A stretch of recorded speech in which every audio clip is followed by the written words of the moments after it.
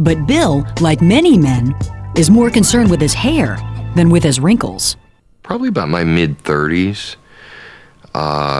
started seeing a bit of a receding hairline, the widow's peak starting to go deeper into the scalp line, and then all of a sudden this stuff up here starting to go ahead and slowly disappear, and seeing globs of hair in the sink and the tub, you know. I've always tried to maintain the attitude that if I'm going to go bald, I'll do it gracefully. And I'm finding that there are times that I just look at myself in the mirror and say, no, I'm going to change my attitude and I'm going to go kicking and screaming. And Bill is not alone. A U.S. poll found that 1 in 4 bald men would happily sacrifice 5 years of life for a full head of hair. So it stands to reason that treating hair loss is now a $1.5 billion a year industry. But what exactly is male pattern balding? Dr. Richard Lee is one of the premier balding experts in the country. Male pattern baldness or female pattern baldness is really not a loss in the number of hairs. It's lost in the quality of the hair. So if you look at anyone real closely in the areas in which they are, quote, bald or receding, you'll find that there's still hair coming out of each papilla, although the quality of that hair may have been substantially reduced. In those who are genetically predisposed to balding, hair loss occurs when the follicles in the scalp are miniaturized by the male hormone dihydrotestosterone, or DHT. DHT causes the follicles to shrink and shortens the growth phase. While there is no cure for hair loss, balding treatments are everywhere. Actually, there are only 2 medications which have been FDA approved for male pattern baldness. The first was Rogaine, introduced in 1988.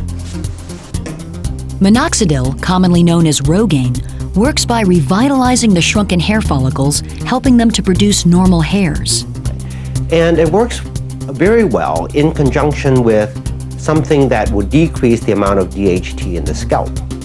And that's where the FDA came to approve the second medication, which was Propecia.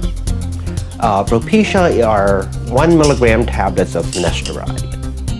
Finasteride reduces the amount of DHT in the bloodstream, allowing hair to grow without DHT inhibitors. So the advantages of topical minoxidil are that it's inexpensive, it can be quite effective, but the downside is it's inconvenient to use. That is, a lot of men and women don't like the idea of applying it twice a day. With the finasteride, there's also advantages and disadvantages. The advantages being it's very convenient to use. You take a tablet a day, and that solves your problem, hopefully, okay? The downside is it can be fairly expensive, and it can have side effects. Side effects being decreased libido, to the point that some men actually have a partial impotence with it. So not a great trade-off if you have side effects. Probably more than any other factor, the most important determination of whether or not you're going to have male pattern baldness is really genetic. Okay? Contrary to popular belief, we can inherit the baldness gene from either parent. But other than our personal vanity, do we really need hair? No, actually no one ever died from hair loss, although it's very interesting. You know, people ask, what is the advantage of having hair anyway? And there was an observation made by one of Napoleon Bonaparte's surgeons, one of his doctors in the field. And when they had invaded Russia, the men who didn't have hair died first. And they died first because there is some protection from the cold. So I guess it does serve some purpose.